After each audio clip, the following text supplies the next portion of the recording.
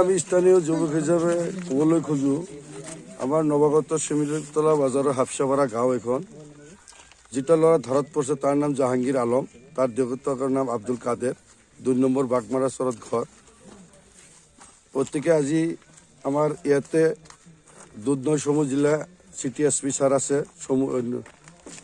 নিয়োগ ছাৰ, লগতে আছে মাটিয়া OC ৰাজেশ ছাৰ, লগতে আছে আমাৰ ৰংজুলি OC সোণাল ছাৰ, আৰু আছে আমাৰ এই যিটো চাৰিআলি থানাৰ OC ডিম্বেশ্বৰ দাহাল।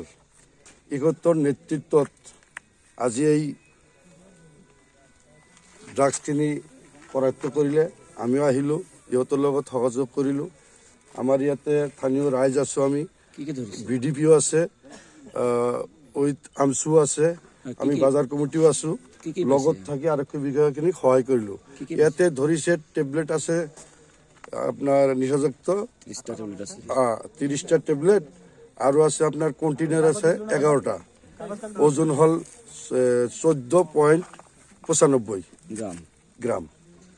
আমি আপোনালোকৰ চেনেলৰ জৰিয়তে প্ৰশাসন বিভাগক ধন্যবাদটো জনাইছোঁ, লগতে আশা কৰিছোঁ আমাৰ এই শিমলিতলা বাগমাৰা চৰ অঞ্চলত যিখিনি ড্ৰাগছ এলেকা হৈ আছে এই বস্তুখিনি যাতে মানে নিৰ্মূল কৰাৰ কাৰণে দাবী জনাইছোঁ। মাজে মাজে দেখা যায় যে ড্ৰাগছৰ বিৰুদ্ধে আৰক্ষীয়ে অভিযান চলায়, আৰক্ষীয়ে আটকো কৰিছে, তথাপিও দেখোন এইটো দিনৰ পৰ দিন চলি আছে। বৰ দুখ আৰু পৰিতাপৰ বিষয়। প্ৰশাসন বিভাগে যথেষ্ট চেষ্টা কৰি আছে, আমিও যিখিনি মানুহ সমাজ সচেতন আমিও চেষ্টা কৰি আছোঁ, কিন্তু যিখিনি দুষ্কৃত লোক ড্ৰাগছৰ লগত জড়িত আমি বলে পৰা নাই।